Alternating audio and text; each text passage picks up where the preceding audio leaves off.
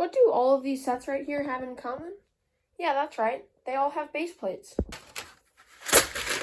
Base plates come in many different shapes and sizes, and in today's video, I'm going to go over the history of the base plate and show off some unique base plates in my collection. The first LEGO base plates are widely considered to be in the town plan sets. These sets are from the early 60s, and they're very hard to buy. As you can see on Bricklink, there isn't even a single copy for sale. But if you look really close, they have a base at the bottom. This was made out of a cardboardish material, and then it had sections of studs right here where you could build on. By the early 70s, they had moved on to types of base plates that looked like this. Nowadays, they only produce two main sizes of base plate, the 32 by 32 and the 48 by 48. But back in the 70s, they would make base plates in all different shapes and sizes. Well, pretty much all the same shape, rectangular. But this is an example of a base plate from the era. This goes to a 1975 set, the Windmill. As you can see, it's interesting because it has all these little white dots painted on. This is because when you build the set, you would stack the bricks on top of these dots. They would help kids figure out where the bricks should go because it was a little hard with the instructions that they had back then because they would do so many steps at once. It's interesting because I think these are pad printed, but they could be painted on by hand, but I think that would be really inefficient. So yeah, this is what a base plate from the 70s would look like. In 1978, they rolled out the base plate design we all know and love, the 32 by 32. This base plate has come in 89 sets, most of which being modular buildings or an actual release of just the base plate. Historically, these base plates have been pretty easy to get. In 2008, you could buy them for about $5 from Lego.com, but now they're $8 or $10, which I think is a little bit higher than they should be for just one piece of plastic. But you can get them cheaper online at Bricklink. You can get them for about $2 each on Bricklink.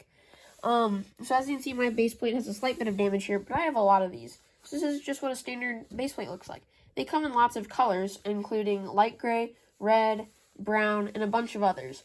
These colors can be exclusive to modular buildings, like the red one only came on the Palace Cinema and an old home styler set from the 70s. So some different colors of base plates can be worth more than others. In the same year, they also rolled out the classic Space Moon plate. I actually have a better version right here, and this one doesn't have the crease up in the corner. I have lots of these moon base plates. I'm a pretty big fan of them. These base plates retain the same 32 by 32 design in light gray, but they also have this cool moon pattern on top of it. It's ever so slightly has more texture, as you can see right here, and then it also has two big craters where you can put minifigures in.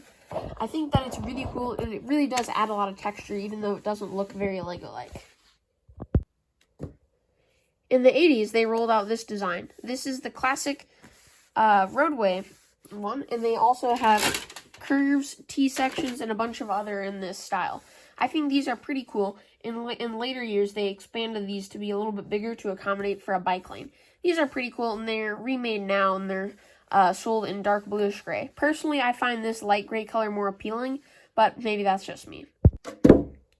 When we got to the 90s, we started getting fancy with the base plates. This is the base plate for the Amazon Ancient Ruins Lego set from 1999. This is one of the later base plates made in the 90s, and as you can see, it looks very different. This is one of the raised base plate variants. Lego started making these base plates in the 90s, and they just have different features. So on the bottom, you can see it does have the indents for the studs, but they're smaller than usual, so you can't, it doesn't have any clutch power really, which is kind of weird why they put that there. As you can see, this one has 4 little corners down here, and then printing on all sides. This is the most valuable base plate I own. In bad condition, it will go for about $40, and in good condition, it will go anywhere from $60 to $80. Mine's in really good condition, so I think this is worth about $70. It has some rock printing on the side. It is interesting because their technology is pretty bad, so you can see that both of these are pretty badly misprinted. A lot of this is just misprinted, but that was just kind of the norm then, because that's just the way that they print things. Look at that. That's pretty crazy printing right there. One of the really cool things is they have this giant water stream in the middle, and this isn't dual molded. This is all printed even on the side, which I was pretty impressed with when I bought this base plate. This is probably my favorite base plate Lego's ever made. It's just so detailed, and the set that it goes to looks really incredible. Before we leave the 90s, I'd like to take a look at this. At first, you may not even think this is Lego, and it doesn't look like that. There are a few base plates produced like this. Another one was a giant stingray, and another one was these like a rocky stalactite formation. You can look them up yourself. This is the Rocky Ridge Playscape. On the bottom, we can find this big sheet of cardboard with this set, and it just has some advertising information. This can be easily pulled away for the rest. Interestingly, I haven't been able to find a Lego logo on this, which is pretty cool. And so as you can see, I bought it for $10, which was a really good price. This normally goes for about $25 or $30 in good condition. This is a really good condition Playscape. So the set, originally when this was made, it had a boxed Rocky Ridge like mountain car, and that came in here. It would fit into this groove. As you can see, it's all straight, and then it would all be boxed up in saran wrap.